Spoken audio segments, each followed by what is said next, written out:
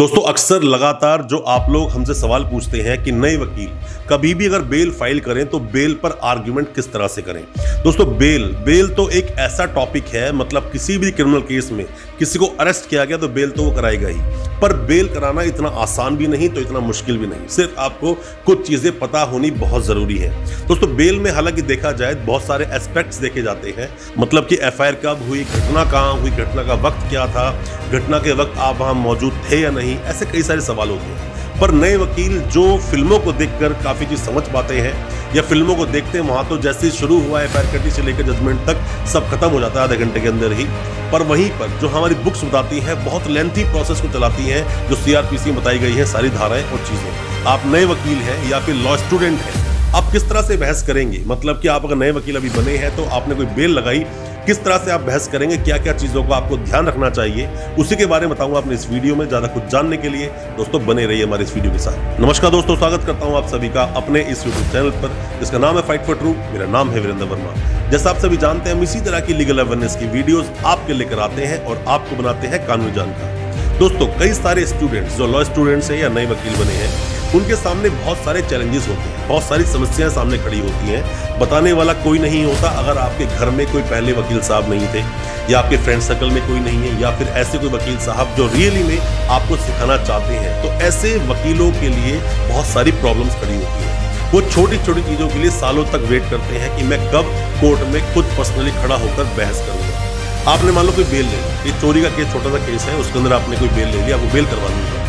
तो बेल में सबसे पहले तो आप ये समझिए कितना टाइम कस्टडी को हो चुका है। साथ में आप ये समझिए कि पहले कोई क्रिमिनल हिस्ट्री तो नहीं है। साथ में एफआईआर को बहुत अच्छे से पढ़ें। अगर चार्जशीट लग चुकी है और अगर मान लीजिए कोई विक्टिम बना था, उसमें 64 के बयान को बहुत अच्छे से पढ़ें। चार्जशीट पूरी नहीं पढ़नी होती। चार्जशीट इतनी मोटी 1000 पेजेस की पूरी पढ़ने की अभी जरूरत नहीं है आपको।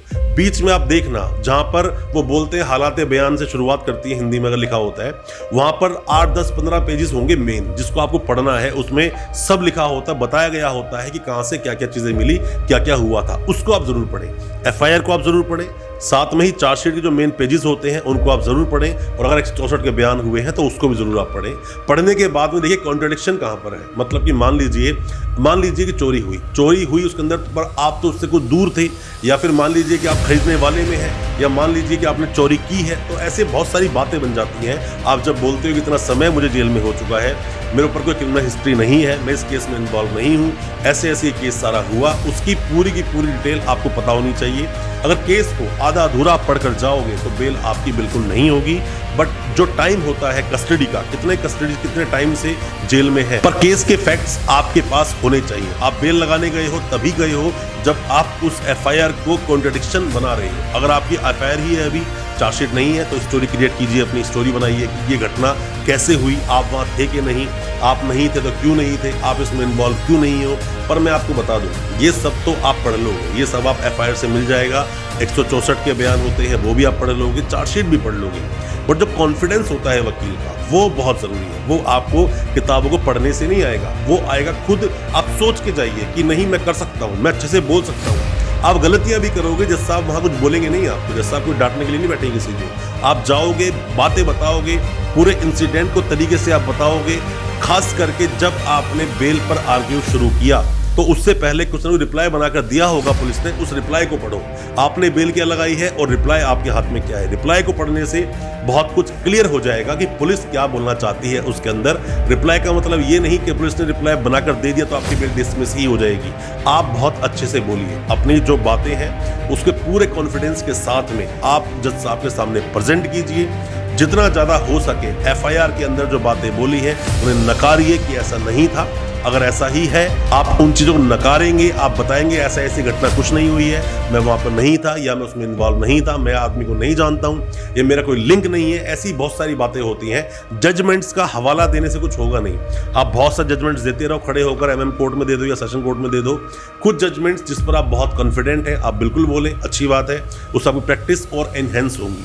बहुत सारे तरीके हैं, वो केस टू केस डिपेंड करता है किस केस को आप डिफेंड कर रहे हो, किस केस पर आप बेल लेने के लिए गए हो।